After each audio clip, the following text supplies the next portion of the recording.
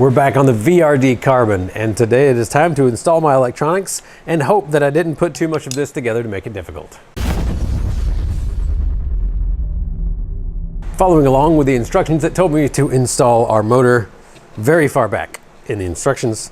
So what I'm going to do is take off this little bottom plate that connects our transmission mount skid to the motor mount up there. I'm just going to take this plate off, and we're going to see maybe I can slide a motor in. And if I can do that, we are good to go. What I am mounting today is the Team Spec 540M, which will actually work with their I think they call it a stubby kit or something like that. And I do have that on the way, but I'm impatient and I want to do this now. And it's a more forward motor anyway. So yeah, here we go. Really short. This is the 540M, 1800 kV. We will actually have some more 540Ms coming out later this year. And by later this year, I mean this week probably, which will be maybe last week by the time this is released. And they're going to be in a different kV, a higher kV actually. And then I am considering making the 540M a permanent in our catalog. So tell me what kV you would like, because it's right in between that 540 and the 540S, and it is the perfect length. Let's see, it needs to be 35 millimeters for the stubby motor kit. Let's see, do we got any batteries in this? No, we don't.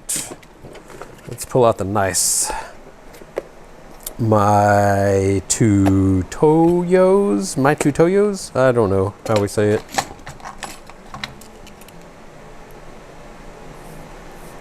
So with the stubby kit, it needs to be 35 millimeters or less. This is 31. We are good. Good with a U. Not that I have that, but I could in the future. All right, so we have 6 different ways we can mount this. Or would it be 12? I don't know. Whichever way, I need to decide. I think ESC is going to go right here. So that means I probably want the wires going in that direction. So we're going to shove those wires through first. Then, hey, look at there. It just slid right in. So I figured that they probably made this rig where you can change your motor out without taking the entire thing apart. So, yeah, that is the case. Now, we're gonna ease this in like a gentleman.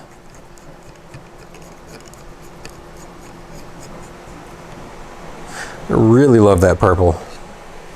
What do y'all think about the purple? I don't know why. I am a sucker for purple now.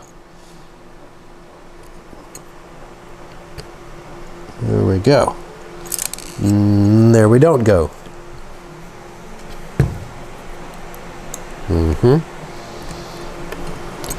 Y'all may notice a little bit of fan noise in the background. Let us know how the audio is, because in previous videos I noticed that it's so quiet in here whenever I would stop talking that you would hear every lip smack and breathe. You'd hear it all from me. So I figured we would keep some fans on in the background they normally just circulate our air, of course, like a normal fan does.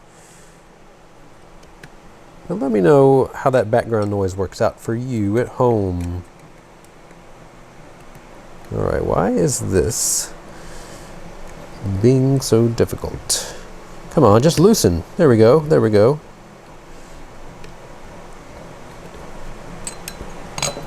Alrighty, so there's our adjustment. I did get the right holes. Yeah, there I got the right holes. Now let's see, this is the 15 tooth. Slip right on. It should, it better. Make sure our grub screw isn't peeking through. I should have put this on before I put the motor in, assuming that the pinion would get through the motor plate. I don't know for sure. All right, boy, this is a bit tight. I should actually ask them if they use 25 millimeter or a 1 inch spacing on their motor plate for the mounting, because it seems tight enough that they may have used one when the other is the industry standard. They're so close, but so far away. There we go.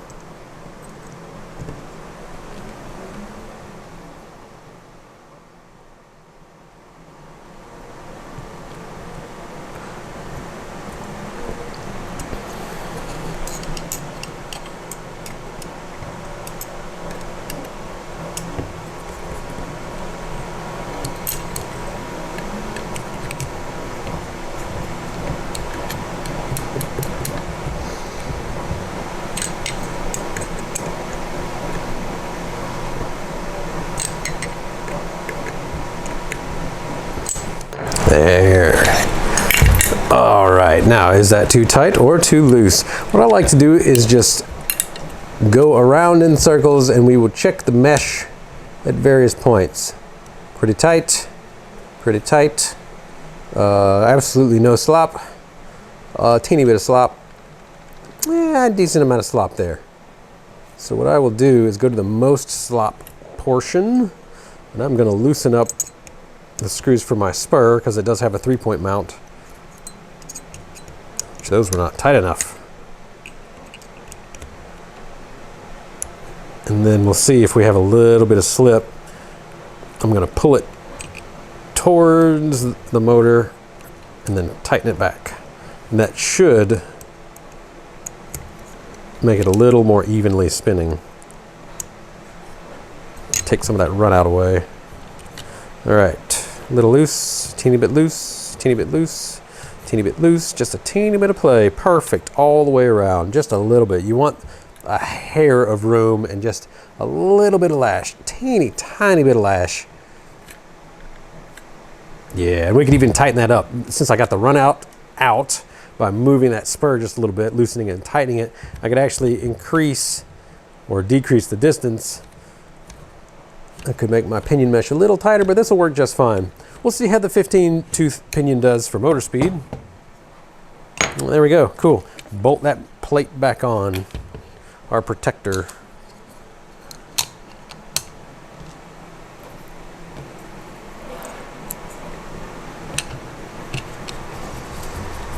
You know, the only thing I haven't really planned is the body. I still don't know what I'm gonna do. There's body mounts on this rig, obviously. I've got bodies to spare. We'll see. I don't know. I might drive it without a body for a little bit. Weirdly enough, it seems that the videos that I post that don't have bodies on them tend to get a little bit more interaction and views. Maybe because it looks more robotic-like or something. I don't know. I always wondered about that. When we'd go crawling locally, sometimes I'd crawl without a body, and the locals didn't like it. You know, put a body on that crawler. It's like, eh. Yeah. Do I have the fur body still? The beaver? Looked like a little beaver. Oh, it doesn't. Yeah, it's not around here. Might be at the house. There we go. Look at that. Easy enough. Now, it's better to have a motor come with longer motors rather than shorter motors. Longer wires. It's better for a motor to have longer wires rather than shorter wires because you never know where everything is going to be mounted. But in this case, the motor and the controller are right next to each other. And so we have this much too much wires on the ESC and this much too much wires. I said that backwards. You know what I mean. We got too much wires here. So I reckon I'm probably gonna hard solder this, and maybe I should use one of the kits that we have for the ESCs. Doesn't really matter. I could just kind of peel this back a little bit and solder it in place. But yeah, that's probably what I'll do. Let me know in the comments what your plans would be on this. I should probably figure out which way is forwards. Yeah, look at all that extra wire. Boom. Boom. Yeah, we could practically mount this ESC outside of the vehicle. We could put it on a trailer behind the vehicle even.